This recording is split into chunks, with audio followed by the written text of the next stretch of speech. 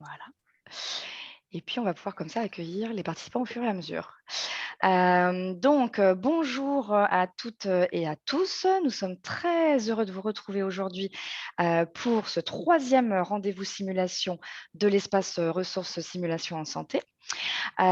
Aujourd'hui, la thématique va être consacrée à simulation et pédagogie alternative.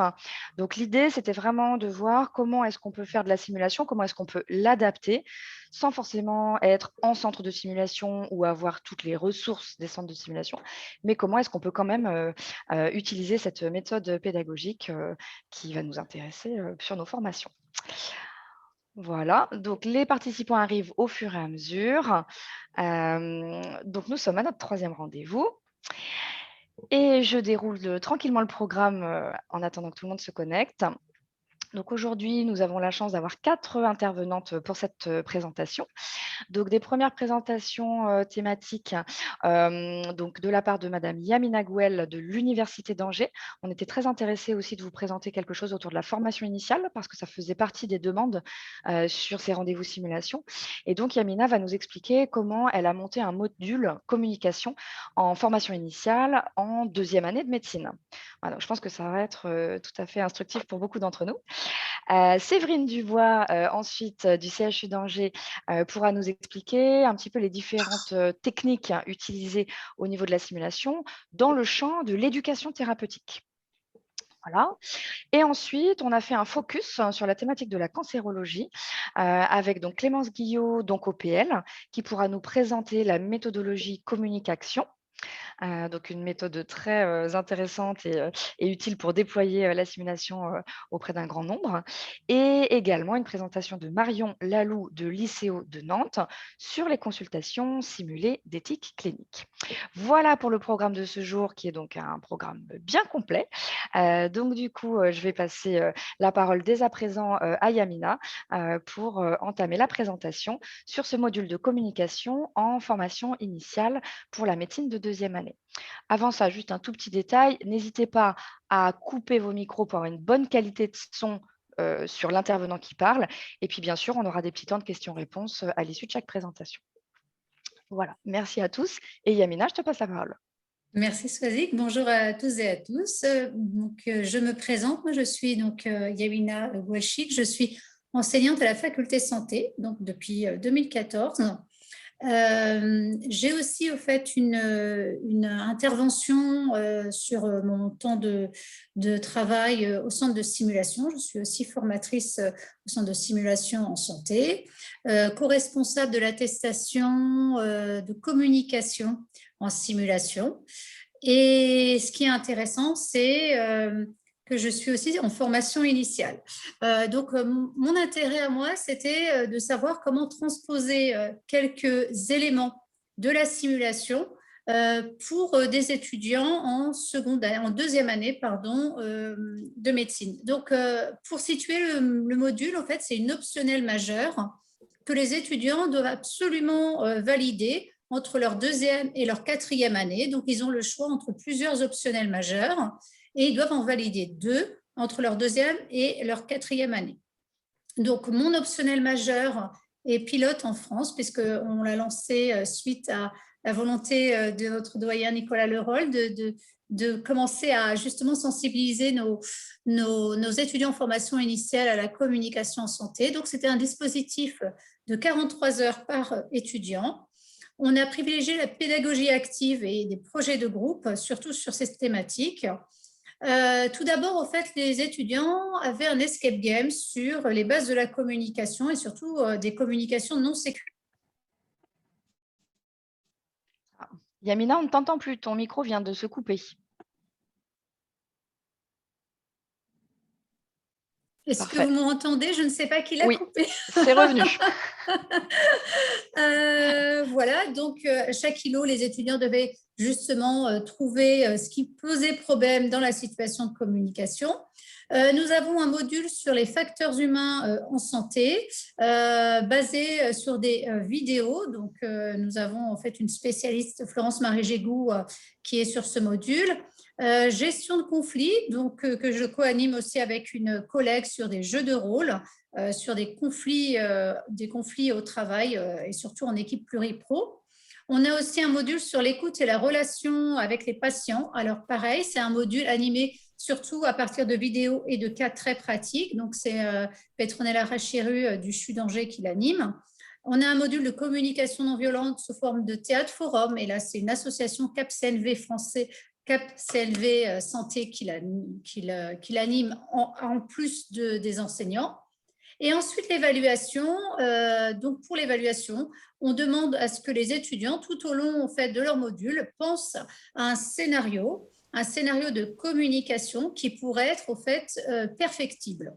Donc, on les aide à réaliser ce scénario, donc à l'écrire, à le tourner. Et ensuite, l'évaluation, c'est l'évaluation de cette vidéo, ce scénario, avec un deuxième scénario qui est donc la vidéo avec justement la situation qui a été dépassée de communication. Et ensuite, nous avons une deuxième séance sur cette évaluation, un feedback, parce que souvent c'est ce qui manque à nos étudiants, un feedback avec un débriefing de toutes les personnes qui sont, on va dire, expertes sur facteurs humains, gestion de conflits, etc. Et chacune, on fait un feedback pour les vidéos au fait des étudiants. Je ne sais pas si tu peux passer la slide. Merci. Voilà, donc là, vous avez un petit peu la situation. Donc, c'est souvent par groupe. On les fait travailler sur des cas vidéo. Ils devaient donc choisir tout au long de leur module et penser à une situation de communication perfectible pour repérer justement les leviers d'action pour une communication plus efficiente. C'est ce qui nous importe. Donc, ce qui était intéressant, c'est qu'on a eu des scénarios très variés, donc des personnes, des étudiants qui ont fait leur scénario plutôt dans un milieu simulé, plutôt, on va dire, une chambre, par exemple, d'un patient. Donc là, le centre de simulation a prêté ses locaux. On a des étudiants qui ont tourné aussi dans un centre dentaire, etc. Donc, l'intérêt, c'était vraiment, au fait, de travailler sur ces éléments de communication et après sur les éléments qui étaient, au fait, on va dire, dépassés. Comment on a pu sécuriser cette communication et avoir une communication plus efficiente. Donc, on a un cas, par exemple, exemplaire à vous proposer, par exemple, sur une opération dentaire. Hein. Donc, on est bien en deuxième année de médecine. Hein. C'est juste pour vous situer le contexte d'étudiants qui débutent hein, leur formation. Donc, le scénario, c'était un rendez-vous pour une extraction de plusieurs dents de sagesse, de mémoire. Donc, on diffuse cette vidéo lors de la séance d'évaluation en groupe. Donc, là, je vais vous en diffuser plutôt des extraits. Ensuite, on diffuse la vidéo avec la communication qui a été récupérée. Et le groupe, très rapidement, débriefe et nous dit, voilà, la communication, pourquoi on l'a récupérée et ce qui était important pour nous de vous montrer. Voilà. Et ensuite, nous, en séance de débriefing, après l'évaluation, on redonne en fait un débriefing sur chaque expertise. Le retour qu'on a eu de nos étudiants, c'était un retour assez intéressant. Surtout qu'ils ont apprécié, puisqu'ils n'ont pas cette culture-là, le retour sur leur évaluation. Souvent, l'étudiant a la note, a une appréciation, mais c'est tout. Là, on a donné au fait une séance très spécifique de 3 heures sur un débriefing de chaque vidéo, avec au fait toutes nos expertises, c'est-à-dire communication et équipe, pour par exemple moi et une autre intervenante, facteurs humains pour Florence-Marie Gégou, gestion de conflit pour Sylvie et moi-même, communication non violente et écoute et relations patients pour Petronella Rachiru. Donc chacune, on est venu au fait faire un feedback correctif et positif, d'ailleurs, il y avait aussi beaucoup de positifs sur ces scénarios et donc c'est ce qui a toujours manqué, c'est ce qu'ils nous ont dit, c'est d'avoir un feedback en fait. Lors de leurs études, ils ont une note, mais ils n'avaient jamais de feedback. Et donc, ils ont trouvé ça très constructif, cette méthode de pédagogie, on va dire, alternative, de simulation de pédagogie alternative.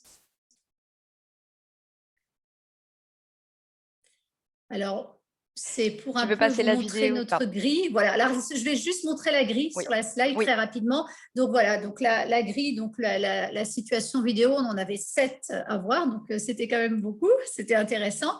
On a les prénoms des étudiants et par exemple, on a le feedback correctif et puis le feedback positif. Donc, on ne parle pas de feedback négatif, non en tout cas. Donc, feedback correctif, vous pouvez voir, par exemple, qu'il y a un vocabulaire un peu négatif qui a été utilisé.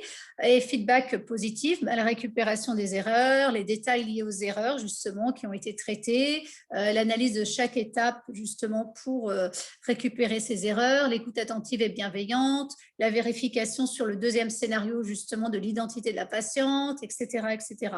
Et donc, à chaque couleur, vous voyez sur notre grille d'analyse, c'est un document de travail, correspond en fait une expertise de nos intervenants. Et donc, pour vous situer le scénario que vous allez voir, donc c'est peut-être que là, on va désactiver l'enregistrement parce que le scénario n'est pas encore évalué pour nos étudiants et des étudiants. C'est le retour des évaluations sur les enseignements des étudiants, donc elles sont anonymes, c'est important.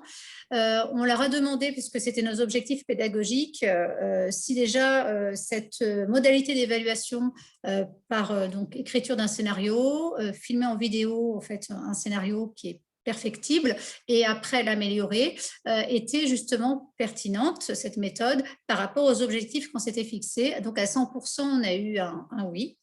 Donc, c'était un oui massif.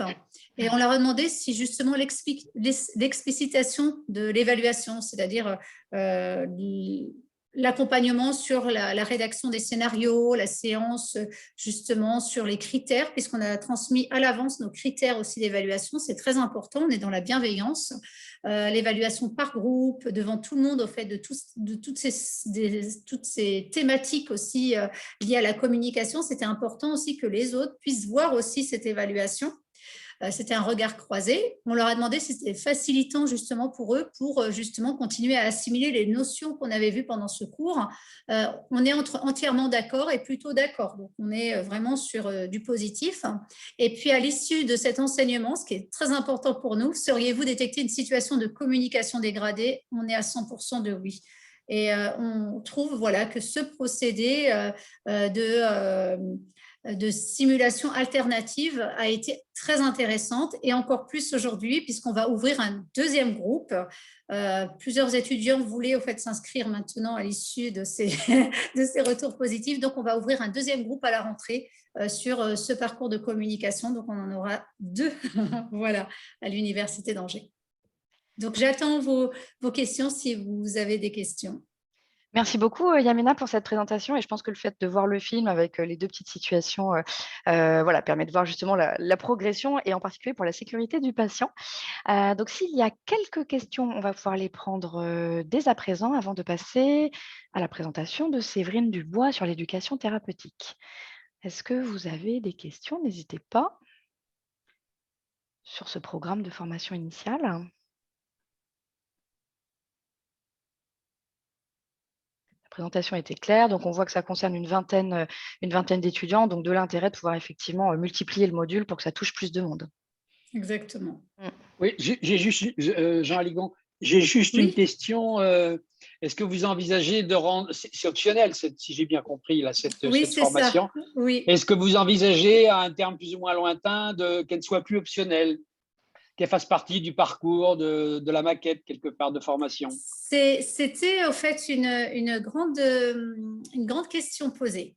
Mes étudiants, au fait, quand j'aurais posé la question, puisqu'ils étaient tous enthousiastes, si on vous l'avait imposé, est-ce que vous auriez été aussi motivé ou enthousiaste? On m'a dit non. On m'a dit, au fait, on est venu parce qu'on était très intéressés et ou curieux. Il y en a qui étaient vraiment curieux sur la thématique. Mais imposer, je ne sais pas. Je sais que maintenant, de plus en plus, ces compétences non techniques sont importantes. Alors, on voit que les Écosses arrivent, on voit qu'il y aura sûrement une réforme là qui va arriver pour le second cycle. Donc, on voit quand même que ces compétences prennent de l'importance en formation initiale, qu'il n'y a pas en effet d'enseignement proprement dit pour justement améliorer, on va dire, ces compétences non techniques, que le travail en équipe pluridisciplinaire va être de plus en plus important. Voilà, donc ma question est de savoir, est-ce qu'à un moment donné, il faudra l'imposer dans un parcours ou le laisser en libre accès pour des étudiants plutôt motivés ou au risque de l'imposer à tous et d'avoir peut-être moins de motivation? Je ne sais pas, c'est une question, oui. Ah, c'est une vraie question, hein, parce que quand on voit certaines situations avec des problèmes de communication, on se dit que peut-être ce passage-là, avec de la bienveillance et tout ça, ça pourrait être utile. Oui, je Et suis puis après, d'accord. utile aux patients ensuite. Bien sûr, oui, oui. Je suis entièrement d'accord. Après, voilà, je suis toujours on est dans cette réflexion, je pense, hein, même avec notre doyen, c'était de savoir s'il fallait l'imposer ou pas. Et d'avoir commencé déjà par une optionnelle, c'était déjà de Ouais. voir sur le terrain le retour des premiers étudiants. Le retour est très positif. Donc, on ouvre déjà un deuxième parcours, c'est-à-dire qu'on aura quand même une cinquantaine de personnes déjà de formées sur ces bases-là. C'est intéressant. Ça fait quand même presque un quart de nos effectifs.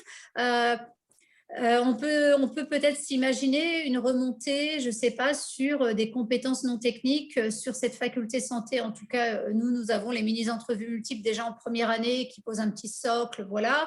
La deuxième année avec cette optionnelle, pourquoi pas en troisième et quatrième année venir construire aussi d'autres choses. Donc, voilà, en effet, ça peut être très pertinent. Merci Yamina, sachant que cette question, effectivement, elle se pose aussi sur la simulation en général, même pour la formation continue, où on se dit parfois que les gens qui viennent sont déjà les plus motivés et donc les plus ouverts à ces expériences-là ou à cette pédagogie-là, et qu'il faudrait bien réussir à toucher plus largement, c'est sûr. Merci beaucoup Yamina pour cette Merci. présentation très intéressante. Oui. Nous allons continuer tout de suite avec Séverine, donc de l'unité transversale d'éducation thérapeutique du CHU d'Angers. Merci Yamina pour cette présentation. Séverine, Oui, alors, vous m'entendez? parfait, on t'entend, c'est nickel. Super. Alors, je voulais d'abord me présenter. Donc, je travaille effectivement au CHU d'Angers sur 2 missions. La première au sein de l'unité de diabétologie et surtout pour celle qui nous intéresse aujourd'hui, au sein d'une unité transversale d'éducation thérapeutique qui est en fait une structure d'appui qui permet à tous nos collègues de soignants, quelle que soit leur spécialité, de proposer en fait des programmes d'éducation thérapeutique et on les accompagne, on va dire, de l'envie à l'évaluation du projet et ça passe par la formation. Et donc, c'est à cette occasion que j'ai découvert pour ma part la simulation en santé et que je l'ai utilisée, je vais vous montrer à différents moments de la formation. Diapositive suivante. Alors, dans un premier temps, en fait, nous avons monté une attestation universitaire en éducation thérapeutique. Je me permets de vous rappeler, l'éducation thérapeutique, c'est le fait d'aider le patient à acquérir des compétences pour gérer une maladie chronique et en conservant sa qualité de vie. Et l'éducation thérapeutique a des ancrages, bien sûr, en médecine, mais également en sciences humaines et en pédagogie. Et quand on forme donc nos collègues à l'éducation thérapeutique, on est essentiellement dans le savoir-être. Et au moment de la construction de l'attestation, donc en 2015, aussi par facilité, puisque Angers avait déjà une offre en simulation en santé solide, nos deux mondes se sont rencontrés et on s'est dit que comme la simulation pouvait avoir un intérêt dans l'annonce de maladies graves, la simulation pouvait nous aider dans l'acquisition de compétences du savoir-être pour nos collègues. Donc, on a bâti cette attestation universitaire. Donc, à l'époque, il était en présentiel uniquement. Donc, nous avions 3 fois 2 jours de présentiel. Et la journée de simulation qui consacrait, on va dire, cette formation théorique. Et jusqu'à l'année dernière, qui était donc uniquement en présentiel. Je vais vous parler de notre virage digital.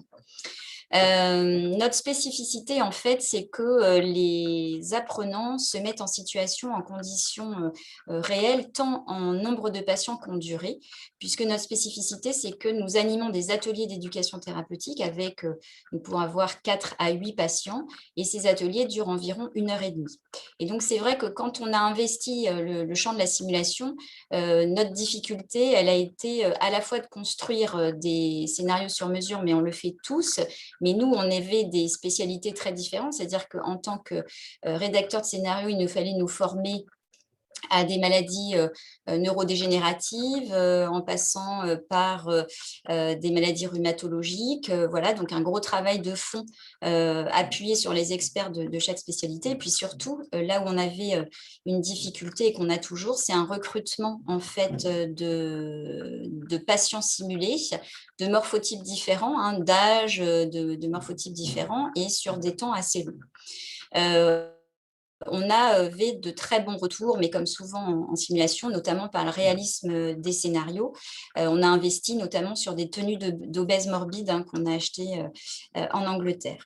C'est vrai qu'on s'est approprié assez facilement l'éducation thérapeutique parce qu'on a vraiment de grands points communs, je pense, au niveau du débriefing, sur ce côté effectivement bienveillant, accueil de ce qui est acquis et motivation éventuellement à changer les éléments à améliorer.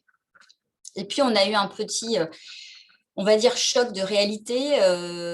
On a en fait dû passer à un niveau un peu supérieur en termes de nombre d'apprenants à former, et notamment à l'occasion du master pour les infirmières en pratique avancée, où là, on n'était plus sur des effectifs d'une dizaine d'apprenants, mais plutôt d'une vingtaine, voire d'une trentaine, et sur des gens en formation, c'est-à-dire qui n'avaient pas encore acquis complètement les bases de la spécialité, et donc on ne pouvait plus en fait utiliser le modèle un peu idéal qu'on avait d'ailleurs un peu sacralisé, du scénario sur mesure, adapté à la demande du moment de l'éducation thérapeutique, du morphotype du patient et de la pathologie.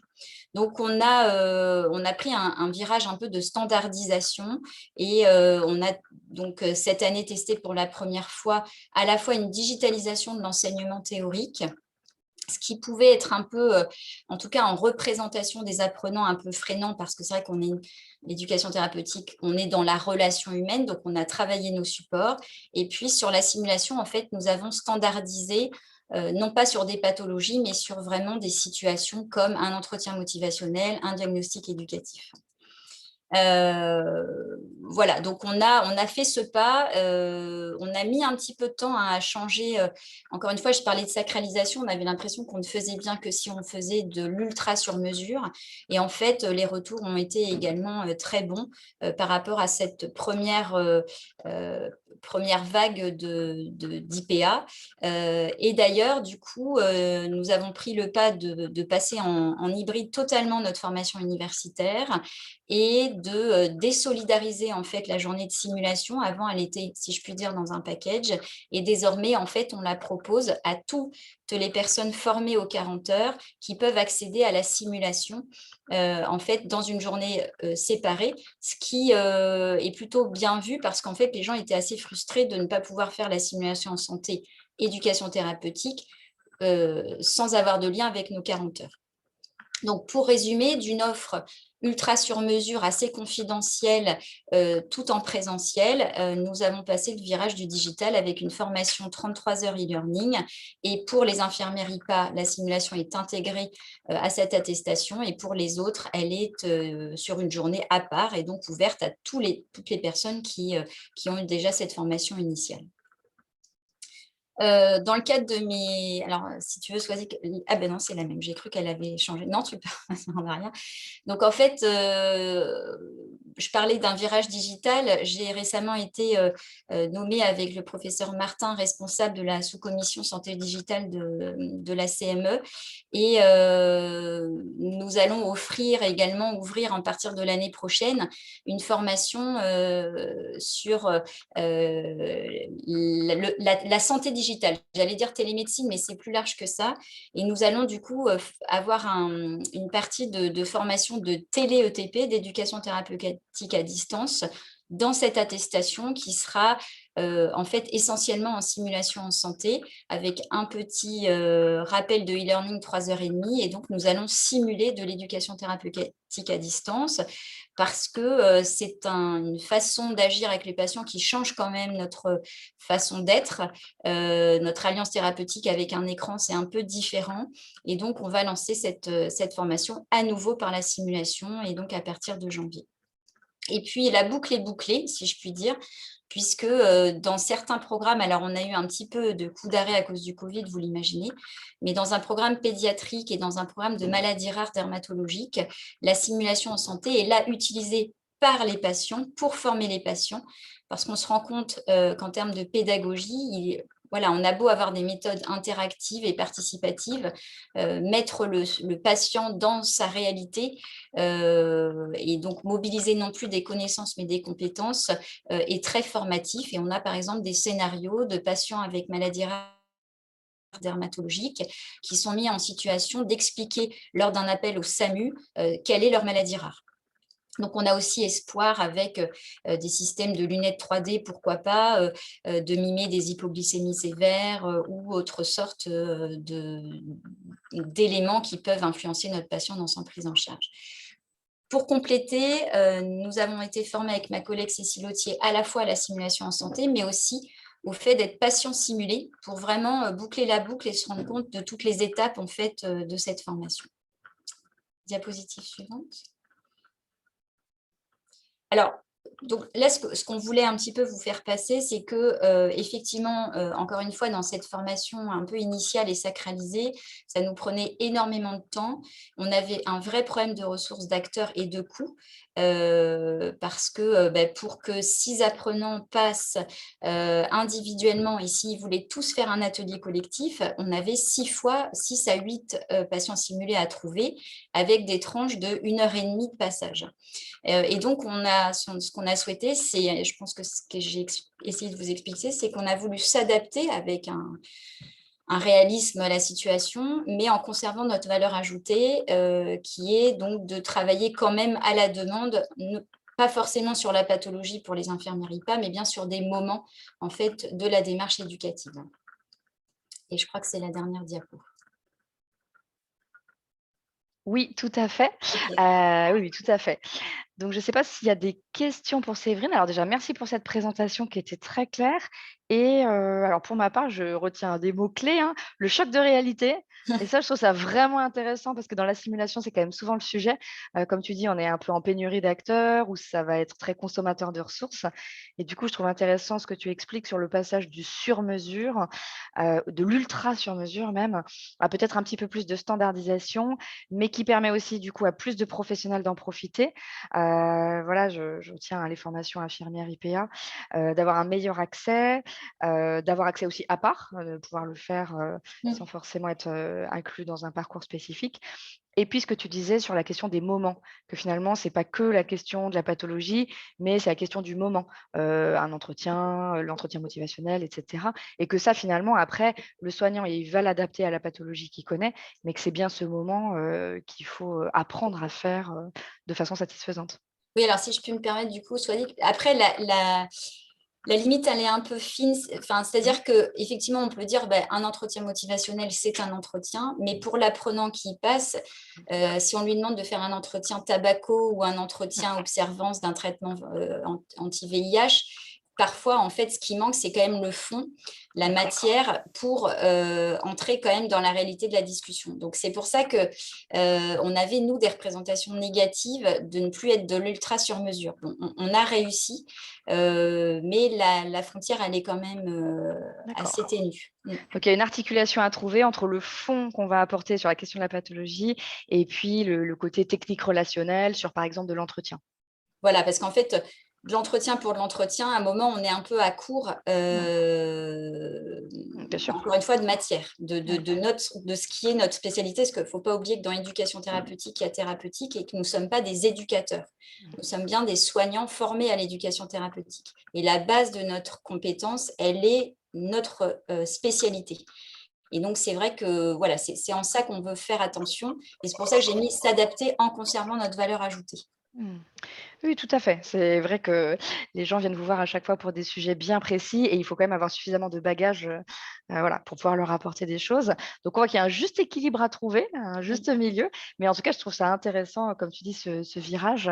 Et du coup, ce serait intéressant aussi de se revoir d'ici quelques mois pour avoir aussi un petit peu le recul sur vos pratiques par rapport à ce virage que vous avez opéré. Ok, merci beaucoup Séverine pour cette présentation. Je ne sais pas s'il y a d'autres questions. Est-ce que tout est clair pour tout le monde? Ça a l'air. Donc, merci pour cette présentation sur l'éducation thérapeutique et comment vous avez un petit peu adapté les choses face à ce choc de réalité. On va poursuivre nos présentations sur un petit focus thématique sur la cancérologie avec des outils qui nous sont proposés. D'un côté, la méthodologie communication par OncoPL et puis on verra ensuite les consultations simulées d'éthique clinique par l'ICO de Nantes. Donc Clémence, je te passe la parole. Merci Swazik, vous m'entendez bien? C'est bon. Merci pour les présentations antérieures. Donc, je me présente, donc je suis Clémence Guillot, je suis chef de projet au réseau donc OncoPL, qui est le réseau régional de cancérologie des Pays de la Loire. Et je vais vous présenter donc aujourd'hui notre méthodologie qu'on a développée qui s'appelle Communication et qui, vous allez le voir, s'inspire du coup des techniques de simulation en santé. Je vais vous expliquer un peu le principe de cette méthode. Diapositive suivante. Alors, avant un peu de vous présenter cette méthode, je vais vous expliquer un peu le principe et les objectifs de ce qu'on appelle communication, la méthodologie. En fait, c'est d'aider tous les professionnels intervenant ou prenant en charge les patients atteints de cancer à n'importe quelle étape du parcours à mieux communiquer avec ces patients. Et en fait, dans le but d'améliorer l'échange et l'écoute, d'une part, et de faciliter surtout l'information et la transmission d'informations entre patients professionnels, que ce soit patient vers le professionnel, mais également professionnel vers le patient. Voilà. Et on passe par la création de sessions de sensibilisation auprès de petits groupes de professionnels. Et je vais vous expliquer comment on construit du coup ces sessions et quels outils on utilise. Diapositive suivante. Alors du coup, la méthodologie communication, en fait, voilà, elle va se fonder sur un concept pédagogique donc alternatif, inspiré des techniques de simulation en santé, comme il est indiqué. Et cette méthodologie va reposer sur un trépied, sur 3 étapes, on va dire, qui se constituent d'une part, en fait, de la construction de ce qu'on appelle, nous, à Oncopel, des boîtes à outils.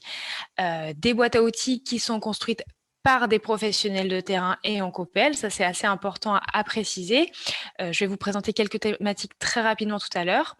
Ces boîtes à outils pour la construction, elles vont respecter un cahier des charges assez précis. On va faire rédiger des scénarios par des professionnels, le but étant par la suite de tourner et monter ces scénarios en court film. On construit avec eux également des fiches de débriefing qui vont exposer des concepts majeurs et ainsi des outils pédagogiques complémentaires et d'évaluation. Le but étant, une fois que cette boîte à outils est construite et clé en main, de pouvoir l'utiliser assez facilement de manière définie et formalisée pour mettre en place des sessions de sensibilisation. Diapositive suivante. Alors, je voulais vous faire un petit retour sur un peu les thématiques de boîte à outils qu'on a pu déjà construire au sein d'OncoPL. Voilà, donc la première boîte à outils qu'on a construite, c'est sur le dispositif d'annonce. Donc, c'est, comme je t'ai indiqué, la première boîte à outils qu'on a construite et c'est celle qui était du coup à l'origine de cette méthodologie, qu'on a ensuite donc renommée communication et qu'on a déclinée pour d'autres thématiques. Alors, vous allez voir, on a des thématiques spécifiques patients, spécifiques sur le profil, excusez-moi, des patients. Donc, on a une spécifique à la prise en charge des patients âgés atteints de cancer présentant des troubles neurocognitifs. Une autre sur les profils de professionnels, cette fois-ci les pharmaciens d'officine. Une autre sur les annonces en oncopédiatrie, la particularité de ces annonces de la maladie et des traitements. Et en cours de construction, nous en avons une dernière, une 5e, sur les pharmaciens hospitaliers. Diapositive suivante. Alors, de quoi se constitue et comment se matérialise une boîte à outils? En fait, elle se compose de 3 types d'outils. Donc, on aborde les outils pédagogiques, nos outils un peu majeurs de la boîte à outils. Donc, comme je vous ai dit, il y a les scénarios, donc les films. On est sur environ 4, les fiches de débriefing et des apports théoriques. Après, nous avons également des outils d'évaluation et des outils logistiques. Donc, ça, c'est plutôt commun à chaque boîte à outils. Les autres outils pédagogiques sont très spécifiques à la thématique. Et nous avons, petite précision pour les outils d'évaluation, des pré-tests et des post-tests. C'est une petite évaluation de positionnement par boîte à outils des participants sur des situations spécifiques de communication avec les patients et une évaluation de 0 à 10 pour voir comment ils se sentent à l'aise dans telle ou telle situation. Voilà. Diapositive suivante. Alors, les scénarios, comment ils sont construits? Je vais faire un petit focus sur scénarii et fiches de débriefing, parce que c'est un peu l'inspiration de la simulation. Comment ils sont construits? On va réunir un groupe de travail régional composé de professionnels de terrain associés à la thématique de la boîte à outils qu'on est en train de construire. Et ces scénarii, dans un premier temps, on va identifier des thématiques avec les professionnels de situations qu'ils ont pu vivre ou qui pourraient vivre, qui vont entraîner des difficultés de communication avec justement des patients atteints de cancer. Et une fois qu'on a identifié les 4 à 5 thématiques, on va rédiger avec eux les scénarios. Et comme vous le voyez, donc je vous ai mis un exemple d'un des scénarios pour les pharmaciens hospitaliers. C'est des scénarios courts. On est sur des situations très, très courtes avec peu de personnages. Et l'idée, c'est vraiment d'exposer une situation concrètement, son environnement, parce que le but est de le tourner par la suite. Et ce qui est surtout important, c'est que c'est vraiment des scénarios non caricaturaux. On n'est pas sur la bonne situation ni la mauvaise situation. C'est vraiment une situation voilà, un peu complexe, mais pas un cas d'école que chacun pourrait rencontrer. Et il n'y a pas de solution finale. On arrête la situation à un moment donné. Voilà. Et vous allez comprendre ensuite pourquoi on s'arrête là. Et donc, le but de les tourner en film. Diapositive suivante. Et associé du coup à ces scénarios, on a ce qu'on appelle du coup nos fiches de débriefing. Donc ça, c'est construit en simultané avec toujours les professionnels de terrain. Au moment où ils rédigent les scénarios, ils vont identifier des concepts en fait qui vont ressortir de ce scénario. Et dans cette fiche, on va clairement les noter. Alors, les fiches de débriefing, ça va être des outils d'aide à l'animation pour les sessions qui seront mises en place après. Et on va avoir ces concepts qui vont être le fil conducteur des sessions pour la préparation des animations, de l'animation des sessions. Et on aura une trame de questions qui va pouvoir être utilisée par les animateurs pour se préparer et surtout pour amener de la relance et aborder les concepts avec les participants au cours des sessions. Diapositive suivante. Bon, voilà, une fois qu'on a notre boîte à outils, elle est construite. Bon, ça, c'est une diapo un peu rapide. Voilà, on va mettre en place nos sessions et je vais vous expliquer comment elles se développent. Donc, diapositive suivante.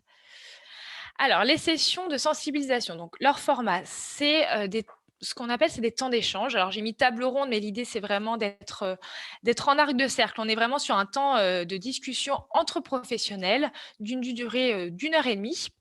Évidemment, les professionnels, les participants, ce sont les professionnels concernés par la thématique. Donc, on est sur des groupes d'une douzaine de personnes maximum. Et les animateurs, ça va être, alors on conseille souvent, plutôt d'être sur un binôme de professionnels animateurs, dont au moins un expert de la thématique. Et ensuite, voilà, ça peut être aussi un membre d'OCOPL qui peut l'accompagner.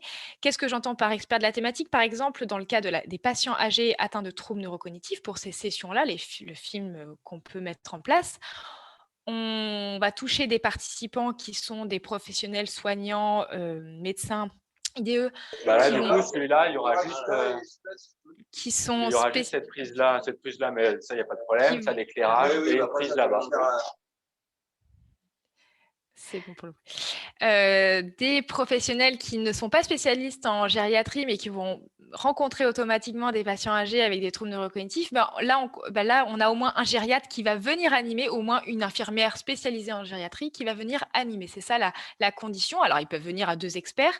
Ils peuvent venir aussi avec un psychologue. Ça peut être aussi psychologue expert ou également avec Oncopel. Nous, on accompagne dans les premières sessions l'expert pour l'animation et évidemment, on les forme au préalable aux étapes. Diapositive suivante. Et donc, chaque session s'organise un peu de la même façon. Donc, on va passer rapidement, mais voilà, on est sur une présentation du contexte et des objectifs de session toujours en amont. Un tour de table pour identifier un peu chacun, les problématiques un peu de chacun. On fait remplir le pré-test aux participants. Donc voilà. Et ensuite, le but est de leur montrer un des films de la boîte à outils qui aura été sélectionné en amont par le binôme d'animateurs. Je vous expliquerai après pourquoi le jeu de rôle. Et à partir de ce film-là, on débrief. Les animateurs vont lancer la discussion avec les participants, les faire réagir par rapport à ce film qui a été quand même écrit par leur père et qui présente des situations qu'ils connaissent ou du moins qu'ils pourraient connaître. Et voilà, on va évaluer. Surtout, on va échanger sur les pratiques. Et l'idée, c'est que les animateurs, par les apports théoriques qui ont été travaillés en amont, de transmettre quelques informations. Mais l'idée, vraiment, c'est d'amener la discussion avec les participants.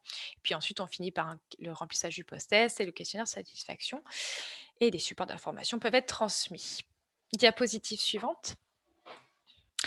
Alors, pour conclure, voilà, une pédagogie alternative, ce qui est important de préciser, c'est que ces sessions sont vraiment des temps de sensibilisation et d'échange. Ce n'est pas une formation, ça je le précise bien, la simulation va être une formation. Nous, en COPEL, on ne délivre pas de diplôme, il n'y a pas de certification, c'est important de le préciser.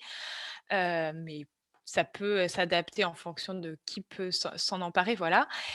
Également, on n'est pas réellement dans de la mise en situation de participants parce que, comme je vous l'ai expliqué, on va leur présenter un film. Là, la mise en situation, contrairement à la simulation, va être sur le film qui va présenter une pratique quotidienne. Après, pas réellement dans le sens où on peut y avoir des alternatives, d'animation pour, les sessions de sensibilisation parce que je pense notamment à une animation qu'on a réalisée auprès d'étudiants, par exemple, en interne en pharmacie en 6e année, qui n'avaient pas forcément l'expérience, auprès de patients atteints de cancer. On peut utiliser les films comme jeu de rôle. On leur présente le scénario, voilà, et on les met ils peuvent préparer la situation et ensuite ils échangent sur le jeu de rôle qu'ils vont développer. Après, ça peut être fait, voilà, c'est des alternatives qui sont possibles. Donc, ce qui est important, c'est que le film n'apporte pas de solution. Il est vraiment un support pour engager des échanges. Et vraiment, l'idée n'est pas d'apporter de l'information descendante. On est vraiment sur la réflexion collective, le partage d'expériences et évidemment de la transmission d'informations sur des choses, des connaissances. Alors voilà, les thématiques des boîtes à outils vont être différentes. Il y aura des connaissances évidemment complètement hétérogènes à chaque fois. Mais voilà, c'est un mix et c'est vraiment de l'échange de pratiques. J'aurais bien voulu vous montrer un film, mais j'ai peur d'être limitée, pour que vous voyez un peu concrètement comment ça se présente. Bon, peut-être que je ne sais pas s'il soit éthique parce que j'ai fini ma présentation et voilà, je sais en tout cas, merci de m'avoir écoutée, mais si vous avez des questions, mais j'aurais bien bon, peut-être qu'un jour je vous montrerai, enfin, peut-être que je pourrais vous montrer. Oui, alors là, Je moi, sais j'ai pas pas si le film sur le PC, donc du coup, ça va peut-être être une petite limite, non, non, non, technique. mais voilà. Mais en tout cas, merci pour la présentation. Donc, c'est encore un autre format différent où là, on est vraiment plus sur le côté, table ronde, toucher beaucoup de professionnels et cetera. Et ce qui est intéressant effectivement, c'est, l'idée d'avoir des scénarios complexes et pas caricaturaux, hein, voilà, pas, cas d'école, comme tu disais. Je ne sais pas si des personnes ont des questions par rapport au dispositif, monté, organisé par, OncoPL? En tout cas, il y a clairement la possibilité de se saisir de ce type de format, hein. Je réaffiche juste, hop, voilà, le déroulé des sessions, pour sensibiliser sur d'autres thématiques. Donc là, on voit bien que ça permet de toucher aussi des professionnels qui sont plus ou moins proches, hein, de la prise en charge, du cancer. C'est pas forcément, l'oncologue dédié, mais oui, ça peut être le pharmacien de ville, ça peut être, la secrétaire qui prend les rendez-vous, voilà, donc c'est aussi ça qui est intéressant, c'est de pouvoir sensibiliser, vraiment, des professionnels au sens large sur cette thématique. Excusez-moi. Oui. Caroline Deroche, moi je suis formateur en IFSI. Oui. Je voulais savoir, parce que du coup, votre présentation m'amène à penser aux étudiants. Ils ne sont pas toujours en facilité, hein, pour aborder ces questions-là. Je ne sais pas si ce que vous avez construit pourrait être éventuellement partagé auprès des étudiants ou les scénarios qui sont montés pourraient être exploités. Je ne sais pas comment ça peut s'envisager. Alors, je vous réponds, je vois pas. Alors, oui, effectivement, ça peut être adapté. Alors après, dans le cas, alors là, c'est l'IFSI, c'est ça? C'est pour des étudiants en infirmier? Oui, c'est ça. Alors effectivement, là, on n'a pas de. Ça peut être par exemple l'idée. Alors on avait d'ailleurs pour projet de développer des choses un peu auprès des infirmiers, mais là c'est en cours. Mais effectivement, ce genre de format, en tout cas moi je réponds dans le sens où si on avait des outils spécifiques aux infirmiers, pour moi ça pourrait très bien se développer auprès d'étudiants. D'ailleurs, on l'a fait pour les pharmaciens d'officine. On est intervenu auprès de 6e année. Alors c'est assez intéressant. Enfin voilà, je ne sais pas si ça répond à votre question, mais en tout cas pour moi c'est complètement déclinable. Enfin c'est possible de les présenter. Et c'est surtout assez. Là, les scénarios qui ont été travaillés sont à destination plutôt des internes, des médecins, c'est ça? Dans les situations, alors oui, pour les pharmaciens, ça c'est clair, ça c'est pour eux. Pour le dispositif d'annonce, on est plus, là on touche également les infirmiers, ça c'est sûr, mais plutôt dans le milieu hospitalier. Donc ça peut très bien les toucher, par exemple, sur la thématique. Enfin là, la thématique, c'est vraiment un temps dans le parcours de soins. Donc ça peut être adapté effectivement pour les infirmiers. Alors je ne sais pas si là on parle d'infirmiers libéraux, parce que nous c'était dans les infirmiers libéraux. Les infirmiers hospitaliers effectivement peuvent être touchés et peuvent bénéficier de ces films-là et de cette boîte à outils. Également les patients âgés, ça peut être tout à fait aussi une alternative. Les patients âgés atteints de troubles neurocognitifs peuvent bénéficier de ça. Ça peut être, mais en tout cas oui, c'est possible. Oui. Ok, merci. Merci. Donc, des possibilités de partenariat. Alors, n'hésitez pas, hein, je pense qu'il y a vos coordonnées sur le site d'OncoPL. Donc, c'est tout à fait possible de prendre contact peut-être à l'issue du webinaire pour voir s'il y a des, voilà, des usages possibles sur cette méthodologie communication. Merci Clémence pour cette présentation. Nous allons poursuivre avec donc, Marion Lalou de l'ICO de Nantes et les consultations simulées d'éthique clinique. Bonjour à tous, merci de me donner la parole, ça tombe bien parce que moi je pense que je vais être le cas pratique de ce qui vient d'être dit, donc ça se renchaîne parfaitement bien. Je me présente juste, donc Marion Lalou, je dirige le service juridique de l'ICO, en cancérologie, et on a monté avec Angélique Bonneau qui est psychologue clinicienne, cette consultation ciblée d'éthique, sachant que toutes les deux, nous avons été formées à l'éthique clinique depuis plus de 10 ans. On a monté en partenariat avec le professeur Dabouy la consultation d'éthique clinique du CHU de Nantes. Et puis, quand je suis venue travailler à l'ICO, avec Angélique, on a créé une consultation d'éthique clinique à l'ICO parce qu'on était un peu piqué à l'éthique clinique et on ne pouvait pas s'empêcher d'essayer de partager cette façon de travailler. Et Angélique Bonneau était déjà formateur en simulation et entre autres sur l'annonce d'une pathologie grave. Donc ça tombait bien, on s'est dit voilà, quelqu'un qui connaît la simulation, la façon de travailler simulée et puis notre passion pour l'éthique clinique, on a donc proposé, si vous voulez bien changer de diapo, cette formation qui est une formation DPC, donc développement personnel continu, et qui a comme obligation, pour être accrédité DPC, toute une série de règles à respecter que l'on retrouve vraiment dans la boîte à outils, avec ces tests, ces pré-tests, des boîtes à outils importants, des briefings, des débriefings, des tests post, enfin tout ce qu'on vient de vous expliquer là, ce sont des critères qui sont imposés aussi pour pouvoir être labellisé DPC. Et on a proposé cette formation aussi à l'ARS et on a eu la chance d'être labellisé par l'ARS en 2016 dans le cadre de simulation, de formation par la simulation. Et donc, notre consultation d'éthique simulée a été labellisée en 2016 par l'ARS.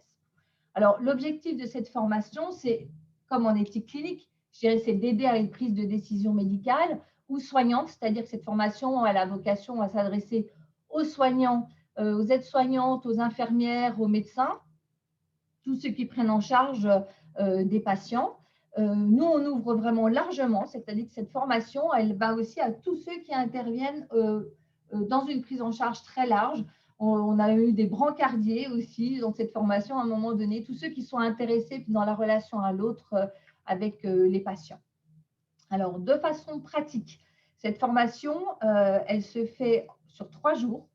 Alors, c'est vraiment, je dirais, c'est pour donner le goût à l'éthique clinique parce qu'en 3 jours, c'est une gageure, mais c'est de mettre en situation les gens face à l'éthique clinique simulée, à des situations qui les titillent tellement qu'ils ont envie d'aller voir plus loin. Vraiment, c'est ça, parce que 3 jours, c'est très court.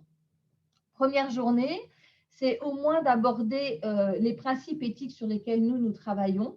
Alors, les principes éthiques, il y en a plein, on est tous d'accord. Nous, on travaille sur les principes de Beauchamp et Chaldrès. C'est une majorité de fondations d'éthique clinique en France, mais ce n'est pas la panacée du tout, mais c'est notre méthodologie de travail. Donc, sur les principes de Beauchamp et Chaldrès, qui sont, on ne fait pas un cours, mais donc, vous savez, bienfaisance, non-malfaisance, principe d'autonomie et principe de justice. Et cette première journée, une fois qu'on a fait une présentation de ces principes-là, on passe un film. Voilà, comme on vous a présenté avec la boîte à outils. Un film sur un cas très concret, mais avec des acteurs pour préserver quand même un peu de secret médical. Le cas de ce film, c'est un schizophrène qui refuse un traitement thérapeutique d'un cancer qui est soignable. Voilà. Donc, cas complexe. Comment on se positionne, nous, en tant que soignants, comment on l'écoute, comment on essaie de convaincre, quelle est notre position par rapport à une personne schizophrène qui a des réactions parfois inattendues. Donc, on présente ce film, puis bien sûr, on va débriefer. Deuxième jour, on met tout le monde en situation. C'est là où ça devient intéressant et parfois très cocasse, c'est-à-dire on passe au cas pratique simulé avec des acteurs qui font partie d'une ligne d'improvisation à Nantes qui s'appelle la LINA et qui viennent jouer un rôle de médecin ou de patient, ça dépend des cas, et qui vont vraiment mettre l'équipe de soins en difficulté. Ce sont des cas complexes, mais qui vont pousser en fait ceux qui participent au jeu de rôle un peu dans leur retranchement, ce qui est assez intéressant, surtout parce qu'on va pouvoir retravailler les scènes, bien évidemment. Donc, deuxième jour, on a le matin un cas et le lendemain, un autre cas, l'après-midi, un autre cas différent. Le premier cas, c'est une patiente, c'est jeune, qui est dans le refus de soins aussi, étrangère, qui ne parle pas notre langue et qui est très réticente dans la relation de soins, avec une mise en danger réelle de sa vie si on n'intervient pas. Et le deuxième cas, c'est la famille d'un patient qui est extrêmement envahissant et qui empêche l'équipe de soins de pouvoir prendre en charge correctement le patient, tellement l'épouse c'est tout sur tout et intervient à la place de ancienne soignante et qui sait mieux faire que tout le monde, à un tel point que l'équipe n'arrive plus à trouver sa place dans la relation de soins. Ce sont des cas en fait qu'on a vécu, hein, on ne les a pas inventés, c'est du quotidien en fait. Donc, on met toute l'équipe en situation face à ces jeux de rôle et ces acteurs qui savent évidemment rebondir en fonction de la réaction du soignant, de l'infirmière ou du médecin en face qui participe au jeu de rôle. Et troisième jour, qui se passe à distance, à 6 mois d'écart, où là, c'est un travail des participants de revenir avec des cas d'éthique qu'ils ont rencontrés, qu'ils ont vécu au sein de notre service et de nous les présenter et de voir ce qu'ils ont enregistré en fait de nos 2 jours, de notre approche sur l'éthique clinique et de la mise en situation qu'on a provoquée. Les formateurs, on est en éthique, donc il y a forcément des binômes, surtout pas des soignants purs. On n'est pas dans du soin, on est dans de l'éthique, donc on a une casquette extrêmement différente. Deuxième diapo, s'il vous plaît. Et après, on pourra en parler. L'idée de cette confrontation à la simulation, c'est de provoquer un raisonnement éthique, c'est vraiment d'aller chercher, je dirais, la matière grise des intervenants. Qu'est-ce que vous pensez? Quels outils vous utilisez? Comment vous réfléchissez en éthique? Oubliez que vous êtes médecin, oubliez que vous êtes infirmière et comment l'éthique va intervenir dans vos prises de décision et comment vous gérez votre propre comportement. Ce qui est extrêmement intéressant en simulation, c'est que les acteurs vont provoquer des émotions, vont pousser vraiment les soignants dans leur retranchement pour aussi leur faire travailler sur leur propre comportement. Comment on peut promouvoir l'autonomie du patient? Qu'est-ce qu'on aurait dû dire? Comment on aurait dû agir pour peut-être promouvoir cette autonomie-là? Quand on prend l'exemple de la famille hyper envahissante, qui est un cas extrêmement quotidien, quels sont les mots qu'on peut utiliser, comment on peut se comporter pour que chacun retrouve sa place, que le patient retrouve sa place au milieu et qu'on puisse, sans créer de conflit, encore plus, mettre la famille un peu sur le côté parce que ce qui compte, c'est la relation soignant-soigné qui est souvent phagocytée par des éléments extérieurs. Et le jeu de rôle permet de retravailler son comportement. C'est ça que c'est intéressant, parce qu'on est dans le vif du sujet et parfois quand on est, vous savez, dans le soin, voilà, on est face à la famille, on réagit avec nos mots, avec notre mode de temps. Et puis, une fois que la phrase est sortie, c'est fait, c'est trop tard. Ou le geste qui n'a pas été fait au bon moment, c'est trop tard. Là, l'intérêt, évidemment, de la simulation des acteurs, c'est qu'on va retravailler la scène et on a le droit de trouver d'autres solutions. Et mon mot de la fin, c'est ça, c'est que cette simulation avec des acteurs, ça bouscule les idées reçues et ça permet de se dire qu'il y a d'autres solutions possibles, qu'il y avait d'autres façons d'aborder le problème. Et ce qui est vraiment intéressant, c'est que nos soignants qui interviennent à ces formations-là, qui sont les participants, qui ont 10 ans, 20 ans d'expérience, mais ils arrivent à être bousculés et en sortant de ces consultations d'éthique, ils nous disent voilà, on a appris quelque chose sur nous-mêmes aussi qu'on n'imaginait pas. Donc, quand on entend ça, on a gagné, quoi. Ce sont des belles histoires. Enfin, je veux dire, ce sont des formations où on sort de là, on a le sourire. C'est des beaux moments d'échange et qui bousculent bien, mais de façon positive.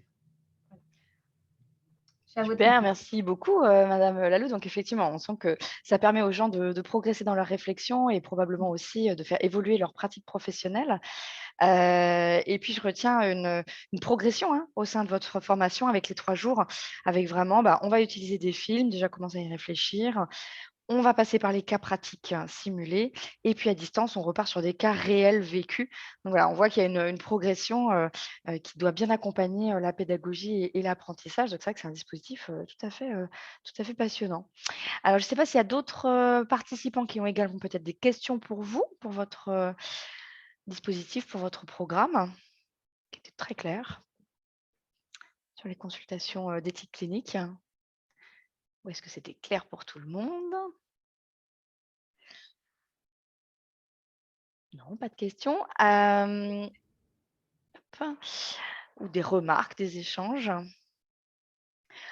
En tout cas, ce qu'on voit là, c'est qu'avec ces 4 présentations, on voit vraiment des manières tout à fait créatives, je trouve, d'utiliser la simulation et finalement de pouvoir l'adapter à vos besoins d'un côté, aux réalités de terrain de l'autre, hein, le choc de réalité. Voilà, donc on voit qu'on va pouvoir utiliser des films, des cas pratiques simulés, des boîtes à outils dans le cadre de débats, d'échanges, qu'on va pouvoir passer peut-être de l'ultra sur mesure à quelque chose d'un petit peu plus standardisé. Mais en tout cas, voilà, vous êtes quand même dans des situations très variées. Aucune d'entre vous n'est en centre de simulation pure et dure. Et pour autant, vous faites de la simulation de façon tout à fait passionnante et je pense enrichissante pour vos apprenants. Donc, je trouve que ça doit nous donner tous, les uns et les autres, plein d'idées pour nos prochaines simulations. Je vais remercier, chaleureusement, mes 4 intervenantes. Donc merci beaucoup pour votre participation. Voilà. Je ne sais pas si par ailleurs vous voyez le petit sondage que je vous affiche. Donc je vais vous inviter, les uns et les autres à pouvoir, répondre au sondage. Ça nous permet, nous, d'améliorer au fur et à mesure, les webinaires. Est-ce que juste quelqu'un peut me confirmer que vous le voyez bien? Oui, vous le voyez. OK. Donc merci beaucoup pour ces présentations. Comme d'habitude, on vous proposera un replay de ce webinaire. Donc pas d'inquiétude, vous pouvez passer le message aux collègues, hein, pour ceux qui étaient inscrits et qui n'ont pas pu forcément, suivre, finalement le webinaire. Voilà et puis je trouve vraiment que les interventions nous permettent de nous donner plein d'idées sur des choses à faire. Alors par ailleurs, il y a tout à fait possibilité, hein, je pense, de contacter les différentes intervenantes s'il y a besoin d'échanges ultérieurs ou voilà, ou de reposer des questions plus précises sur le contenu de ce que vous avez présenté, c'est tout à fait possible aussi. Voilà, donc merci d'avance pour vos réponses au questionnaire. On en était à notre 3e rendez-vous de simulation de 2021. On va poursuivre donc en septembre et puis novembre avec de nouveaux rendez-vous. Donc, on vous mettra bien sûr les dates sur le site internet simulationpdl.com. Voilà, donc vous pouvez guetter sur le site et n'hésitez pas à nous solliciter si vous avez des suggestions de thèmes ou si vous voulez présenter aussi des choses. On est tout à fait preneurs. Voilà, merci beaucoup à tout le monde. Il est 14h30 précise et donc je peux vous laisser retourner les uns et les autres à vos obligations. Voilà, encore un grand merci à nos intervenantes. Merci à vous tous qui avez participé et puis à très bientôt pour de prochains rendez-vous. Merci, au revoir.